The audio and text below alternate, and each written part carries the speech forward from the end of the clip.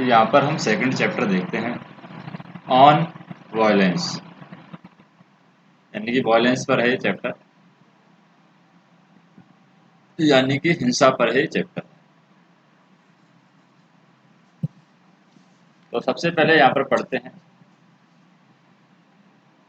There is a great deal of violence in the world,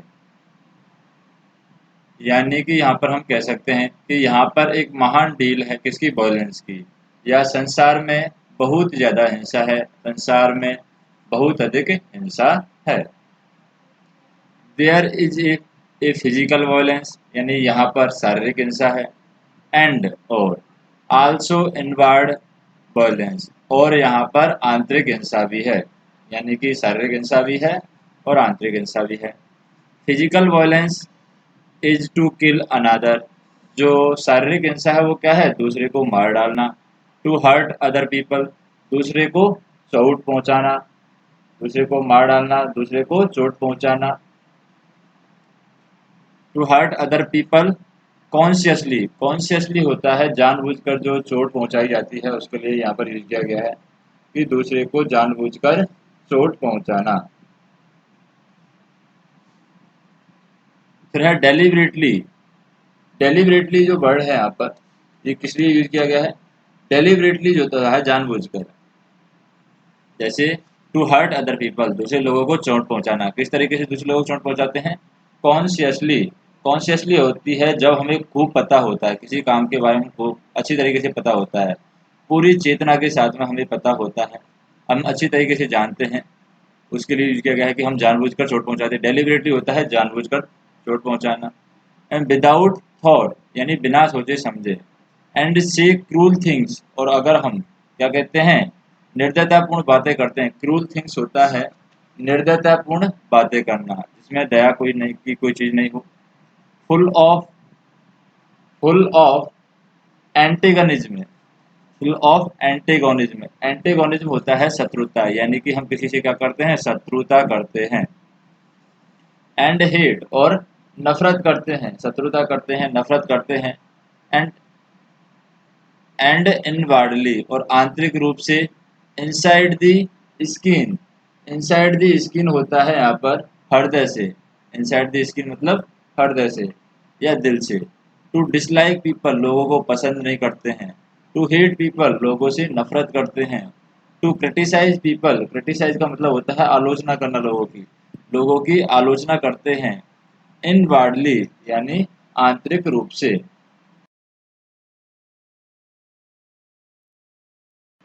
झगड़ते रहते हैं, we are always क्यूरलिंग, यानी झगड़ते रहते हैं। बैटलिंग, युद्ध करते रहते हैं। नॉट ओनली विथ अदर, और लोगों से भी, हम बाकी लोगों से युद्ध नहीं करते हैं, यहाँ पर खुद से भी युद्ध करते हैं। But with the our self, लेकिन जो हम अपने साथ में युद्ध करते हैं और दूसरों के साथ में युद्ध कर सकते हैं। नॉट ओनली विथ अदर, यानी कि केवल दूसरों के साथ में युद्ध नहीं करते हैं। बट विथ आवर सेल्फ, यानी हम खुद से भी झगड़ते रहते हैं। तो यहाँ पर हम देखें कि क्या दिया हुआ है, physical violence is to kill another, यानी शारीरिक जो हिंसा है वो क्या है, दूसरे व्यक्ति को मारना। Hurt other people consciously, deliberately and without thought, यानी दूसरे व्यक्ति को जानबूझकर अथवा सोच समझकर, अथवा हम कह सकते हैं कि बिना सोचे समझे चोट पहुंचाना।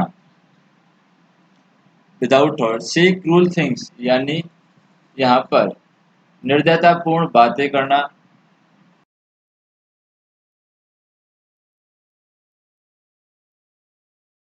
और होना है यहाँ पर कि शत्रुतापूर्ण बातें करते हैं, शत्रुतापूर्ण बातें करना, निर्दयतापूर्ण बातें करना, ये क्या सभी क्या है, शारीरिक हिंसा है। और आंतरिक हिंसा क्या है, आंतरिक हिंसा है इनसाइड द स्किन, यानी कि हम कह सकते हैं आंतरिक हिंसा में आ जाती है, क्या आ जाती है, हृदय से लोगों को नापसंद करना, हृदय से लोगों को पसंद नहीं करना।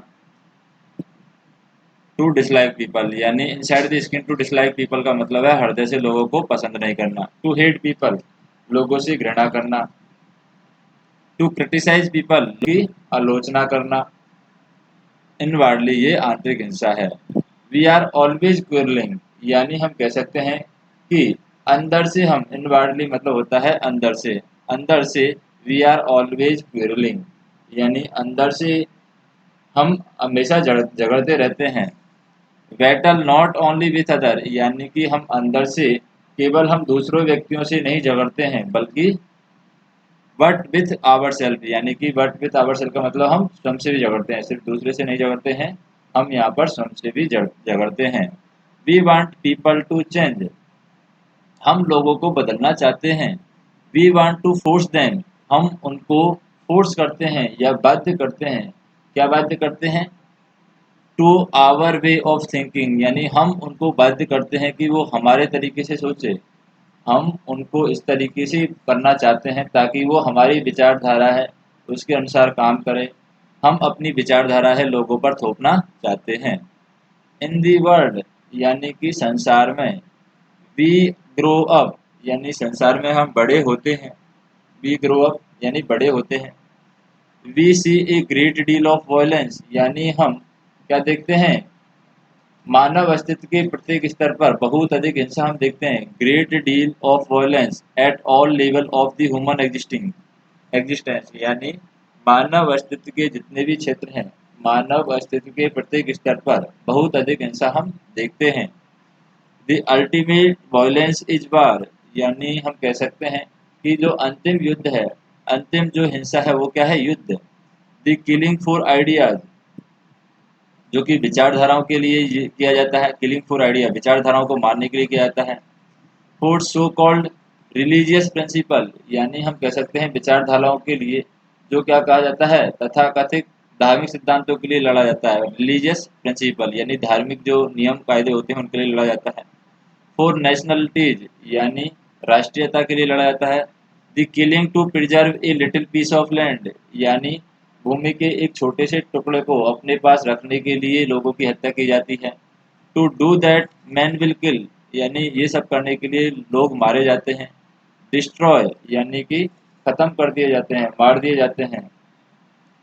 To do that the man will kill, यानी ये सब करने के लिए मनुष्य है मारेगा, मनुष्य हत्या करेगा। डिस्ट्रॉय घायल होगा। Ma'am and also be killed himself, ma'am and also be killed himself, ये मैम मतलब होता है बुरी तरह घायल होना, मैम यहाँ पर होगा बुरी तरह घायल होना। एंड आल्सो किल्ड हिमसेल्फ, यानी कि वो खुद को भी मार सकता है। इन सभी चीज़ों में पढ़ करके वो खुद को भी मार सकता है। नेक्स्ट हम देखें, या खुद भी वो इन सब चीज़ों से मारा जा सकता है। There is a enormous violence in the world, यानी हम कह सकते हैं कि संसार में बहुत अधिक हिंसा है। The rich wanting to keep people poor, जो अमीर लोग हैं वो चाहते हैं कि क्या हो? गरीब आदमी को गरीब ही बनाए रखा जाए। And poor wanting to get rich, और गरीब लोग हैं अमीर बनना चाहते हैं। In the process hating the rich, और इस सोच में वो क्या करते हैं? अमीर लोगों से नफरत करते हैं। एंड यू, और आप भी, बीइंग कॉट इन सोसाइटी, और आप भी यहाँ पर क्या होते हैं? समाज में अपना योगदान देते हैं। Being caught in society are also going to contribute to this, और आप भी इस सोसाइटी में, इस समाज में इसको क्या करते हैं? इसमें अपना योगदान देते हैं। जैसे हम देखें, there is violence between husband and wife, husband wife and children, यानी यहाँ पर हिंसा है। कहाँ पर? पति पत्नी के बीच में हिंसा है, बच्चों के बीच में हिंसा है। देयर इज वॉयलेंस, यानी कि यहाँ पर हिंसा है। एंटागोनिज्म, यानी कि शत्रुता है। हेट, यानी घृणा है। क्यूरल्टी, क्यूरल्टी होता है निर्दयता है, दया नहीं है। अगली क्रिटिसिज्म, अगली क्रिटिसिज्म, हम लोगों की आलोचना करते हैं, भद्दी आलोचना यहाँ पर करते हैं लोगों की, यानी भद्दी आलोचना है। एंड एंगर, यानी क्रोध है। All this is inherent in man, यानी कि ये सभी हैं मनुष्य के इनहेरेंट, यानी मनुष्य के अभिन्न अंग माने जाते हैं। इनहेरेंट का मतलब होता है कि अभिन्न अंग, ये मनुष्य के माने जाते हैं। इनहेरेंट इन मैन, यानी मनुष्य में ही माने जाते हैं अभिन्न अंग। Inherent in each human being, यानी ये अभिन्न अंग है, ये अभिन्न अंग है, प्रत्येक मनुष्य के अभिन्न अंग है। In it is inherent in you, यानी कि ये तुम्हारे अभिन्न अंग हैं। It is inherent in you, यानी कि तुम्हारे अंदर भी ये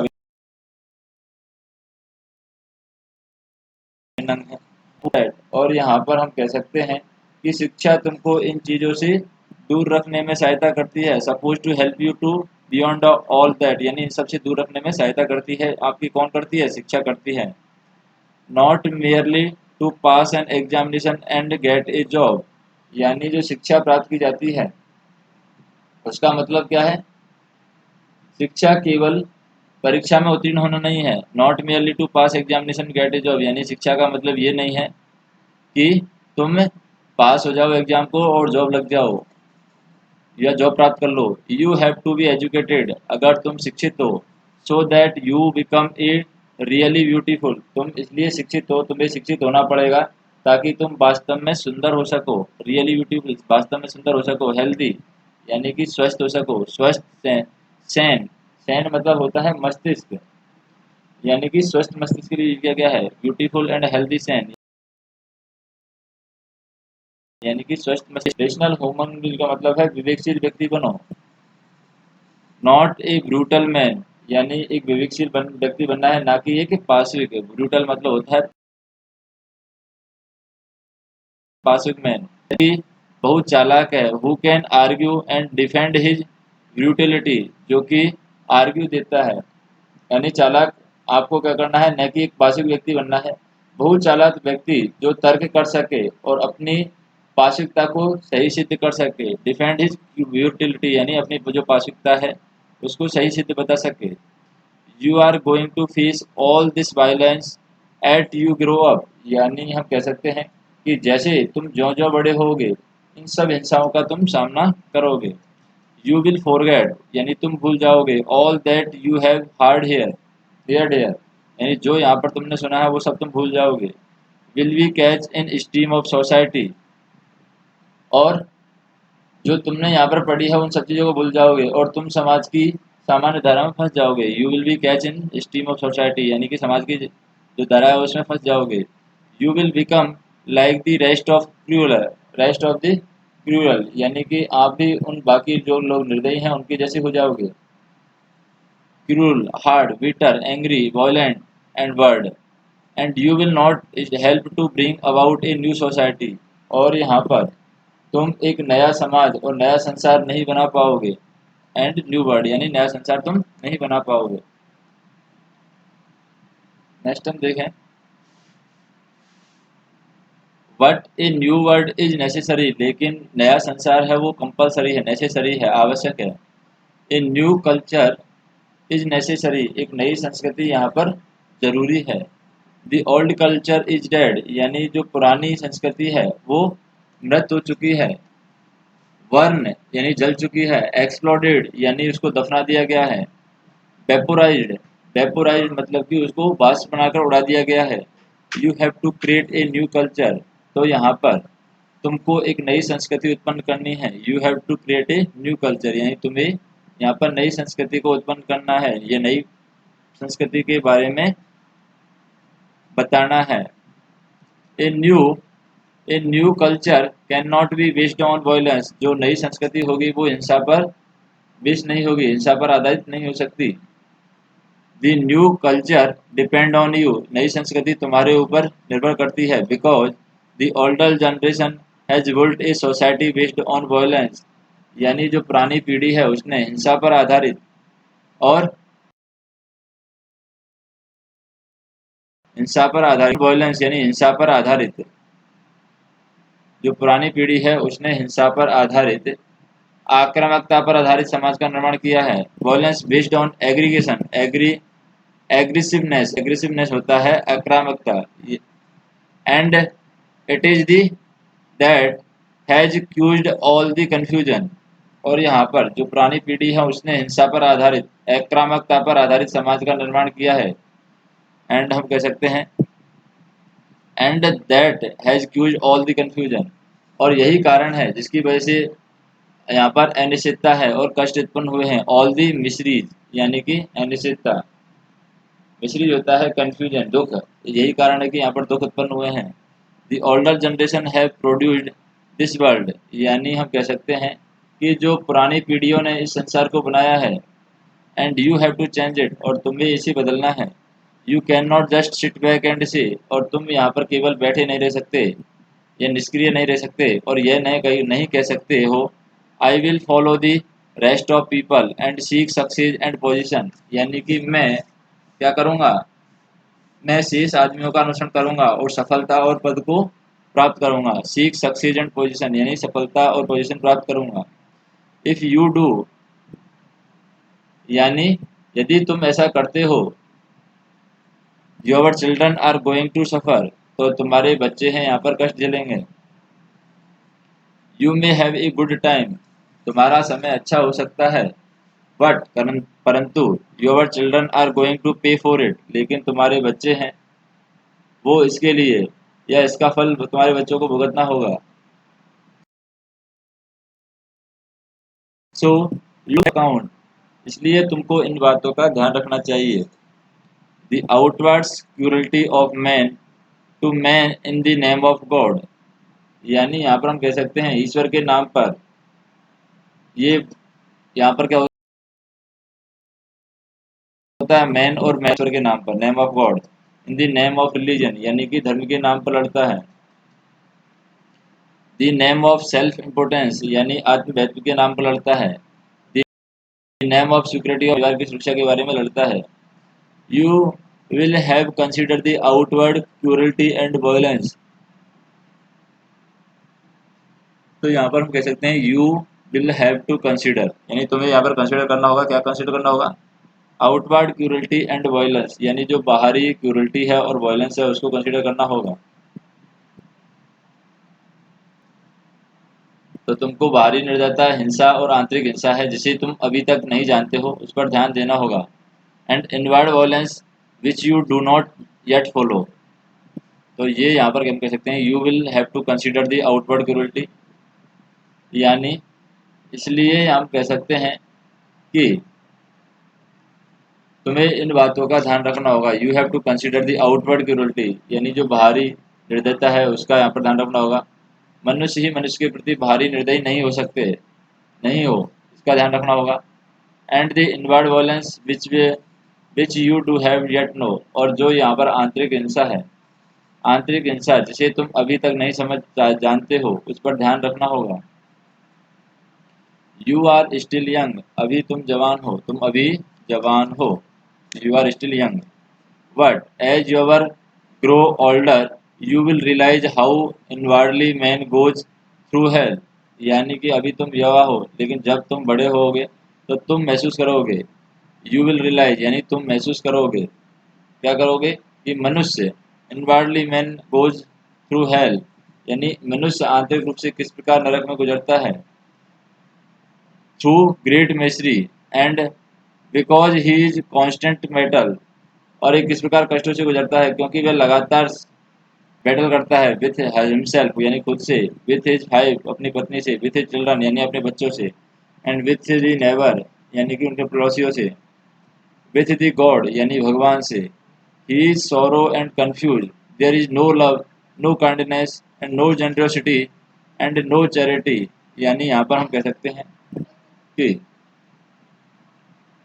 वह दुख और अनिश्चितता से घिरा रहता है इसलिए उसके पास प्रेम नहीं है, दयालुता नहीं है, उदारता नहीं है, दान नहीं है।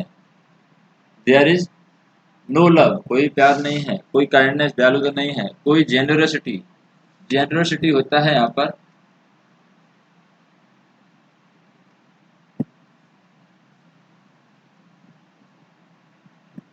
उदारता की बात कर रहे हैं, जेनरसिटी एंड नो चैरिटी, और यहाँ पर कोई भी दान नहीं है। And a person may have PhD after his name, एक आदमी है जिसके पीएचडी लगा हुआ है किसके नाम के आगे, उसने पीएचडी की डिग्री ले रखी है। और he may become a businessman with house, और क्या होता है पीएचडी डिग्री ले रखी है अथवा वह एक व्यापारी हो सकता है जिसके पास अनेक मकान, houses and car, but if he has to know love, लेकिन अगर उसके पास प्यार नहीं है, नो अफेक्शन अगर उसके पास प्रेम नहीं है, स्नेह नहीं है, काइंडनेस यानी दयालुता नहीं है, कंसिडरेशन, कंसिडरेशन का मतलब है विचार नहीं है, he is really worse than the animal, तो वो जानवर से भी अधिक खराब है।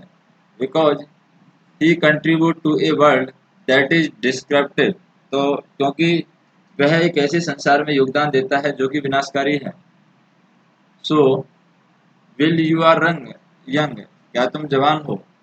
You have to know all these things, इसलिए जब तुम युवा हो तुम्हें ये सारी बातें जाननी चाहिए। You have to be shown all these things, इन सब बातों से स्पष्ट देखनी चाहिए। You have to expose to all things so that your mind begin to think. तो यानी कि यहाँ तुम्हें तुम्हारा दिमाग सोचना आरंभ कर देना हो चाहिए, यानी आरंभ कर देना चाहिए, तुम्हें तुम्हारा दिमाग आरंभ कर देना चाहिए, वरना तुम भी संसार की भांति हो जाओगे। Begin to think, otherwise you will become like the rest of world, यानी तुम भी अलग संसार की भांति हो जाओगे। एंड विदाउट लव, और बिना प्रेम के, विदाउट अफेक्शन यानी बिना स्नेह के, विदाउट चैरिटी एंड जीनियसिटी यानी बिना दान और उदारता के, जीनियसिटी होता है उदारता, लाइफ बिकम टेरिबल बिजनेस, तो यहाँ पर जीवन है भयानक चीज हो गया है। That's why one has to took into all these problem of violence, यही कारण है कि हिंसा की समस्त समस्याओं पर तुम्हें ध्यान देना पड़ेगा। Not to understand violence is really ignorant, यानी हिंसा को नहीं समझना वास्तव में एक अज्ञानता है। और बिना बुद्धि के और बिना संस्कृति के होना, यहाँ पर जीवन बड़ी चीज है। Not to understand violence and ignorance, it is without intelligence and without culture, यानी कि बिना बुद्धि के और विदाउट संस्कृति के। Life is something a little whole of one self and fighting of everybody, यानी हम कह सकते हैं कि बिना बुद्धि और बिना संस्कृति के होना जीवन में बहुत बड़ी चीज है। इसमें केवल अपने लिए एक छोटा क्षेत्र बनाता है, कार्व आउट ए लिटिल हॉल, यानी अपने लिए एक छोटा क्षेत्र बनाता है। And one self remain the that little halls, और वो अपने एक छोटी जगह पर रहता है। फिगरिंग ऑफ एवरीबॉडी, यानी हम कह सकते हैं कि ये तुम पर निर्भर करता है। Everybody is not to live, यानी रहना चाहिए। It is set up to you, तो ये बताना चाह रहा है यहाँ पर कि ये सब आपके लिए है। It is set up to you, from now on you have to know about all these things, और अभी से तुम्हें इन सभी बातों के बारे में जानना चाहिए, सोचना चाहिए। You have to choose deliberately to go the way of to stand up against society, यानी तुम डेलिबरेटली गए हो कहाँ पर, गो अवे दी वॉयलेंस यानी वॉयलेंस से दूर, और स्टैंड अप अगेंस्ट फैमिली और परिवार के साथ में खड़े हुए हो। बी फ्री, यानी कि हम फ्री हैं। लाइव, बी फ्री का मतलब होता है इस क्या है, स्वतंत्र रहो। लाइव हैप्पी यानी प्रसन्न रहो। यहाँ पर है जॉयसली, जॉयसली मतलब खुशी से रहो। विदाउट एनी एंटागोनिज्म, यानी कि जब जीवन का अर्थ समझ नहीं होगा। To go the way of violence और to stand up against society, यानी हम कह सकते हैं कि जब तक हम जैसे live happy joyously without any antagonism, without any hate यानी कि बिना किसी नफरत के, then life become something quite different, तो यहाँ पर हम कह सकते हैं कि अभी भी इनके आगे कुछ चीज़ों के विषय में जानना पड़ेगा। Then the life is meaning, life has meaning, तो तब यहाँ पर लाइफ का कुछ अर्थ आएगा। Full of joy and clarity, यानी कि अच्छे आनंद के साथ और क्लियरिटी के साथ में उसका रिजल्ट आएगा। When you walk up this morning, यानी कि स्वतंत्र रहो, प्रसन्नता से रहो, खुशी से रहो, ये बातें आती हैं यहाँ पर। When you walk up in this morning, यानी कि इस सुबह जब तुम जागे। Did you know look out the window, तो क्या तुमने यहाँ पर लुक आउट द विंडो यानी खिड़की पर देखा है। You have been those hills become saffron as the sun rose against the lily blue sky, यानी प्रसन्न रहो, खुशी रहो, शत्रु के भाव के बगैर रहो, बिना किसी घृणा के साथ में रहो, और जीवन कुछ विभिन्न प्रकार के हो जाएगा। तब जीवन का कोई अर्थ नहीं है। जीवन खुशी और स्पष्टता भरपूर देता है, या जीवन है खुशी और स्पष्टता भरपूर देगा। नेक्स्ट हम बात करें, and the birds begin to sing and clearly morning cuckoo कूड कूड। तो यहाँ पर पक्षी सुनाना पसंद करते हैं गाना, और ईयरली मॉर्निंग में कुकू कूड होता है, होर करते हैं। There was a deep silence all around. यानी हम कह सकते हैं कि जब तुम सुबह जागे, या जब आज सुबह तुम जागे, क्या तुमने खिड़की के बाहर देखा? तुमने देखा कि यहाँ पर सूर्य नीले आकाश में उदय हो रहा है, और वे पहाड़ियाँ हैं। A deep silence all around and sense of great beauty and loveliness. यानी कि यहाँ पर ग्रेट महान जो ब्यूटी है उसके बारे में बताया गया। नो और लॉनलीनेस होता है यहाँ पर असाधारण के बारे में बताया गया, loneliness. And if one is not aware of all that, अगर एक इसके बारे में सब कुछ नहीं जानता है, one might just as well be dead, but only if very few people are aware. लेकिन यहाँ पर कुछ लोग ही इसके प्रति जागरूक हैं। You can be aware of it only when your mind and heart are open. तुम इससे तभी अवेयर हो सकते हो जब तुम्हारा माइंड और जो हृदय है दोनों ओपन हो।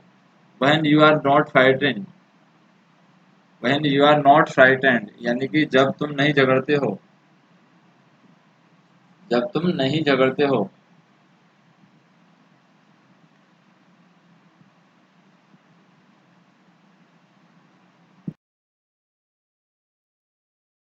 व्हेन यू लॉन्गर वॉयलेंट, जब तुम, यहाँ पर हम कह सकते हैं फ्राइटेंड का मतलब हो गया डरे हुए। जब तुम डरते नहीं हो तो you are no longer violent, तो तुम हिंसा नहीं करोगे। There then there is a joy, यानी कि यहाँ पर क्या है, जॉय है, आनंद है।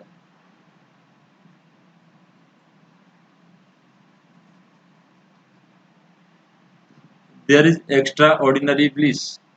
ब्लिस होता है पूर्ण प्रसन्नता, यानी कि यहाँ पर एक्स्ट्रा ऑर्डिनरी ब्लिस यानी पूर्ण प्रसन्नता हो रही है। Bliss of which very few people know, यानी बहुत कम लोग जानते हैं। And it is a part of education to bring about the state in humankind. तो यहाँ पर बहुत कम लोग जानते हैं, और मनुष्य के मस्तिष्क में यह स्थिति लाना शिक्षा का ही हिस्सा है। अब अबाउट द ऑथर हम पढ़े और अबाउट द टेक्स्ट हम पढ़ेंगे। तो सबसे पहले पढ़ते हैं about the author. About the author क्या दे रखा है? J K Krishnamurti is reputed writer and educationist. यानी कि जो जे के कृष्णमूर्ति है एक सम्मानित लेखक हैं और शिक्षाविद भी हैं। Like Bertrand Russell him mind was fully of revolutionary. यानी हम कह सकते हैं कि जो बर्ट्रेड रसेल है उसकी तरह उनका मस्तिष्क भी पुराने ढंग के विश्व की बदलने की क्रांतिकारी विचारों से परिपूर्ण था। देयर इज ए टिंग of ethical value of the in the writing. यानी कि यहाँ पर हम कह सकते हैं कि इसमें लेखन के नैतिक मूल्यों का समावेश है। टिंग of ethical value in writing, इस लेखन में नैतिक मूल्यों का समावेशन है। His contribution in the field of education is remarkable. यानी उन्होंने शिक्षा के क्षेत्र में जो योगदान दिया है वो याद करने लायक है। Under Krishnamurti foundation many education which are devoted to build up a generation of brilliant student and administration। यानी कि जिन्हें हम इस तरह विकसित किया गया है। His contribution to field of education remarkable, यानी कृष्णमूर्ति फाउंडेशन के अतिरिक्त अन्य शिक्षण संस्थानों को कार्य किए कर रहे हैं जिन्हें इस तरह के विकसित किया गया है कि मेधावी विद्यार्थियों और शिक्षाविदों को नई नई पीढ़ी यहाँ पर निर्मित की जाए। अबाउट द कंटेंट, टेक्स्ट के बारे में बात करते हैं। जैसे in the presence of Krishnamurti point point out the danger of violence, which is a matter of global region. There is a need to develop a new culture influence of the love, pity, and patience and generously. And education can be good tool to curb violence। बाकी question है हम next video के अंदर देखेंगे।